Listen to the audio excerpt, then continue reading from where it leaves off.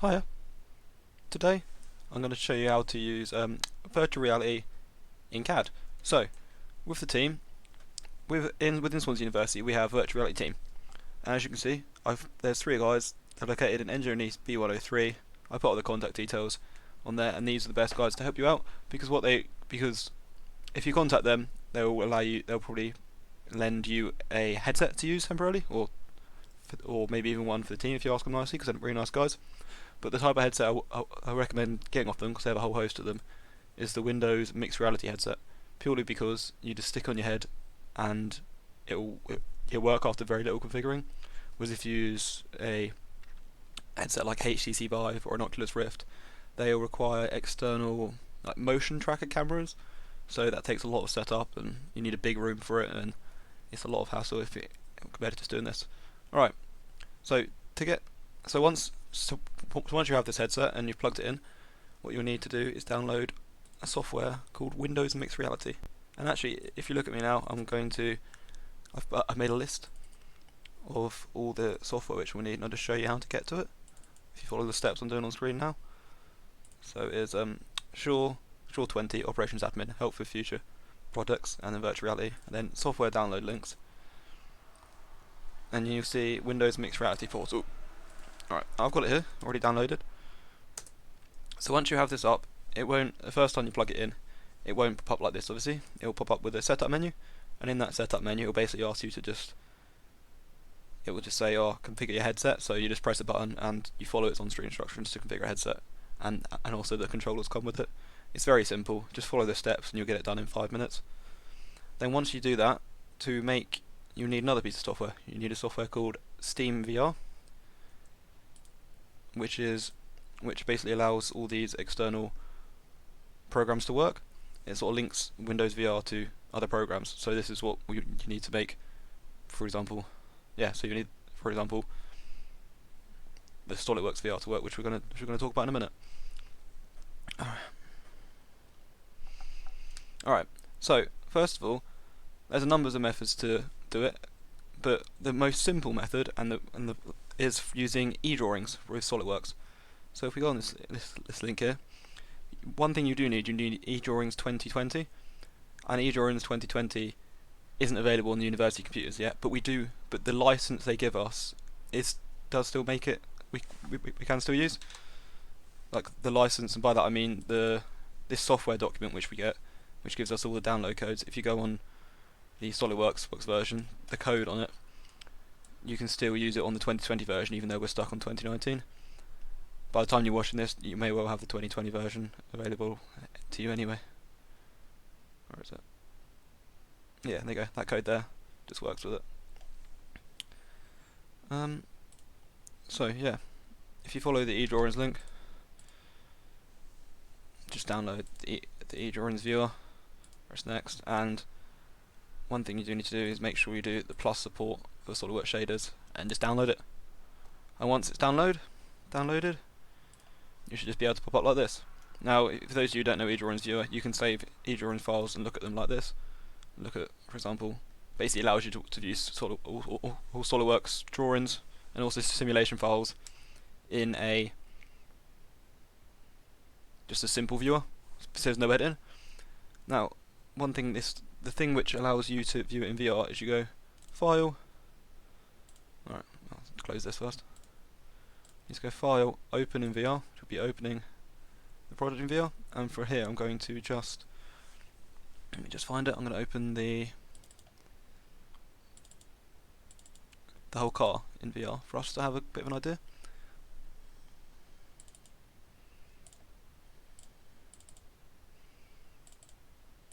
There you go. So when you open up this in VR, just get the headset. You'll be treated with as you can see the car, you'll be treated with a car in the virtual reality. You can, in this thing, just to make it a bit nicer, you can change this to a factory hall, so it looks a bit more professional. Now the main thing which this virtual reality is useful for is to get a better idea of scaling for the car, so you can jump into the world and just get an idea of how big everything is. Okay, so in order to view this in virtual reality, The one thing you might have to do is wake up your Steam VR, make sure that's working. Make sure your controllers are turned on, which is something I need to do now. Might take a couple seconds. And then you simply pop it up, press play. Then if you shove the headset on, this screen should be able to see what I'm looking at right now. Where is it? There you go, there's a car behind me. It's just quite awkward to talk. Just grab these controllers. Okay. So this allows you to do the number of things you can pop up from the view and then have a little walk through and have a little look at everything. It does allow you to walk around, obviously, and explore it how you would VR. Look at all the different things. This is all true 1-to-1 scale, as it's been put into SolidWorks. And you can walk around. I can't really walk around much at the minute because I'm currently quarantined in my house due to coronavirus, so I don't really have a very big room. But if you did, you'd be able to walk around completely and have a look. Have a look at all the parts and get a good sense of scale and get a good sense of everything. It's also something nice to show off. You can move with the controller as well, which is something I'm having to do a bit now because I don't have one. So yeah, you can get in, have a nice look inside everything here. Ow, I just banged my head on the wall. But yeah, like I said, if you had a bigger room you can. Oh, there you go, move myself a bit.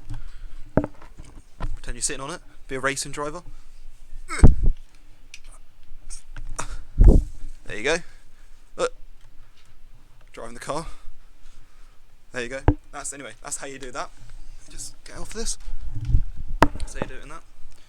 If you wanted to get it into to view it in a larger scale, you'd have to use different software for that because this only locks you to currently 1-to-1 scale, and I will show you how to do that. So, for example, if you wanted to get the exhaust and put it up there so you can have a proper look at it in bigger format for whatever reason you want to do that, I will just show you how to do that.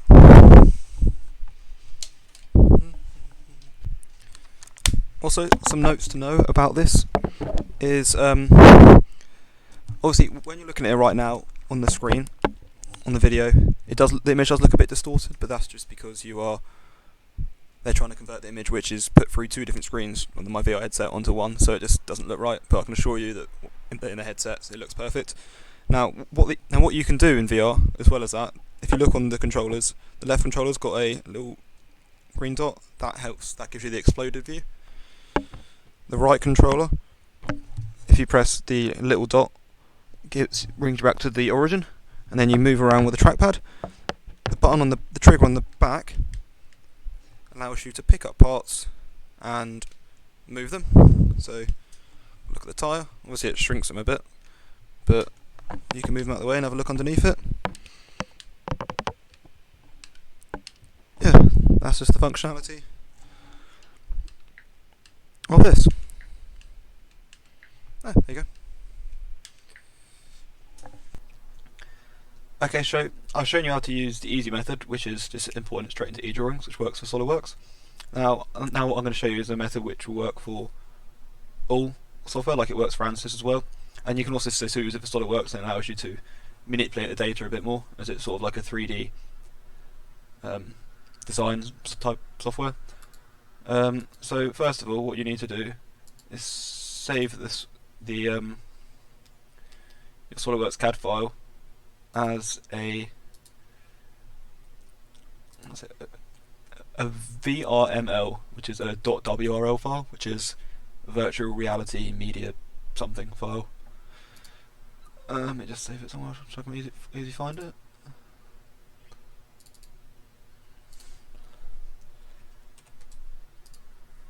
Okay, there you go. Now you can also, as well as doing it with this, you can also do it with you can also do the same thing with simulation files as well. So for example, if I show this simulation file, so you can have all the data, you can save it in colour by right clicking it, save as, and again saving that as a VRML file. So you can do it that way if you want some colour. And also show you how to do it with ANSYS as well. So if you open up the results section of a file, if it loads up,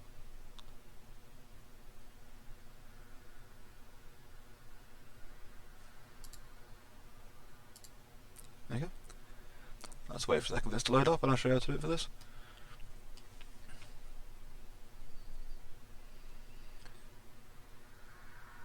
There you go. Okay, so as you can see, this is the answers file. So what you need to do is you need to go File, save it as a picture, and where it says PNG, you can just save that as a VRML brackets 3D file and get the file that way. Alright, so once you've got all the files saved in the VRML format, what you need to do is download a software called 3ds Max. Now this software is part of the Autodesk software, which is some of the which like the university gives us free access to, like AutoCAD and Inventor and stuff like that, which is actually on the it's in this this file. So what you do is you just, so to download it, you just follow the links the same as you would with the AutoCAD, which it tells you about. So open up that website and just follow the steps, but instead of downloading AutoCAD, you download 3ds Max. Okay, and once that's downloaded and installed, it should pop up like this. So what you want to do, this is the thing, you go File, Import. Now what we're doing here is we're changing its file format so it can be read in the software which we want to use to view it in VR. So we need to import it. Just import so we'll import the VRL file we just saved. There you go. Open it. Okay. There you go. And that's it there. And then we can export it into a format which can be read by what we need, by the VR software we're going to use. Okay, so what we need to do is save it, export it. And what we need to export it is, we can either export it as a .fbx file or a .obj file. I'm going to use fbx, it's the standard one it said here, but you can use either. I don't really know what the difference is, to be fair. I don't really know what one's the best one, but they both work. Alright, so let me just save it here.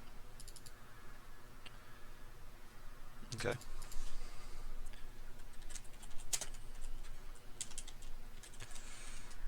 Okay, that's saved there. And when it does that, just pop up, press OK on everything. There you go. Alright, so now you've got the files converted into the format you need. What we need to do is stick them into Unity. And Unity is basically like a 3D, sort of like, you can use it to develop games, you can use it to do anything. It's a big just 3D development software. Now, I've put a link to the Unity Hub on the sheet, on the software download link sheet. So you just do download Unity Hub, press that button there, and follow on from it. Now once you've downloaded it, you will open up in a screen, it will get this icon here, and open up like this.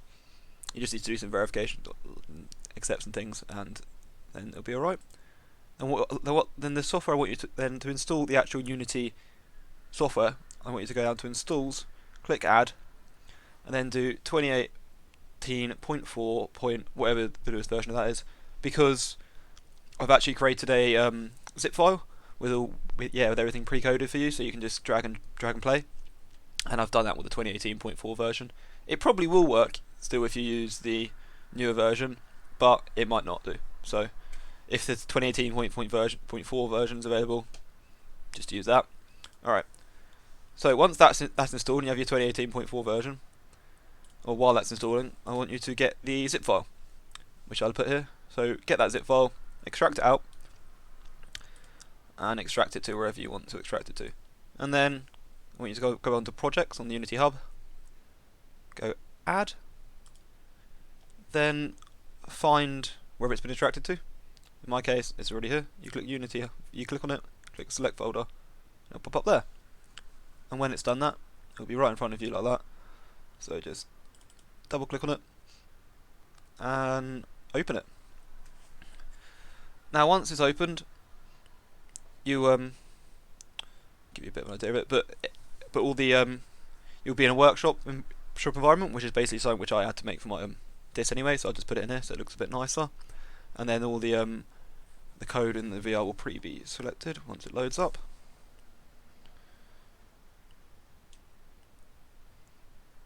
There you go. Alright. Just still loading. There you go. When the Steam VR thing pops up, just press accept all. It'll be there. Okay, this is the little screen. You can move around using your can drag around using the middle mouse button and like control click and stuff like that. Just spin around with that. Anyway, that's not what you really need to do. Anyway, so when you're in there, click on assets just to get on the main bit, and what you want to do, right click on this bottom screen here and click on import new asset. Okay, so once you press that, this menu will pop up. So then what you want to do is import the asset you have just saved, import it in, and then simply drag it in. As you can see, it's very small, so what we want to do is try and just adjust the scaling of it. So let's click on the part down here, and up here is a scale factor. So let's choose scale factor of 50, see what that comes out as. Press apply. It's still pretty small. Let's make it 150. Still fairly small. Let's make it just 250. Go with that. There you go, that's fairly decent. As you can see, it's just a plain white part. So what the best thing to do now is to make a material for it. So what we need to do is go at that, right click the assets, go to create, and go material, and just call whatever it was, and then on the colour, click on the colour there. This here is quite a good metallic colour, so ADACAC. Press X, then move the metallic all the way to 1, make the smoothness about 0.7, and then simply just drag the material onto the part. And as you can see, I'm scrolling and moving around with the middle mouse button right now. As you can see, it's got a metallic colour to it again. So then when we go into when we look in VR, it will look fine. So what we want to do before we look into this in VR is first we want to make the workshop whole again, because as part of this I've cut it in half type thing, so you can actually still see in it. So what you need to do is press unhide, and then press that little tag button there, and that'll bring the full workshop up. Everything should automatically work in VR because I've set up all these scripts for you. So all the controllers and all the headset should work no matter what headset you're using. I set up for all of them. So then what you need to do, grab your headset, stick it on, and simply press this play button at the top here. And then it should just load it straight into VR. There you go. Look around the VR. Oh look, there's the part there. You can see the scaling is still a bit small, but I'm moving around, I can have a look at it. I haven't actually got my controllers turned on me right now. Let me grab them. But you can move around with it. I've set up so you can also move around with these controllers as well. So if we this controller's on now. Where am I? So there you go. If I press down the button, I can move with the controllers. And let's move to where the part is. There you go. There's the part. It's currently actually fallen to the floor because I think gravity is applied to it. Oh no, it hasn't. It's because we've moved it way too low down. So if we go into the settings, I think you can still see the screen, except this. Click on the part, double click on it so we can see it. Alright, look at it this way. Move it. Let's first unplay this. Move the part up, click on it, move it up a little bit. Then when we jump back in, it should not be in the floor. It should actually be in a decent position for us to go have a little look around it. There you go. If we move around, there we go. That's the part. You know, making waves, and that's how you view these in VR. It's a little workshop made. Allows you to move around. So yeah, to move around with this headset, you see the little big circle joystick. Just hold that down, it'll pop up with this. You should move around. Not headset, the controller. There you go. There's that. So that is how you set up and use virtual reality from CAD models. So I hope this has helped.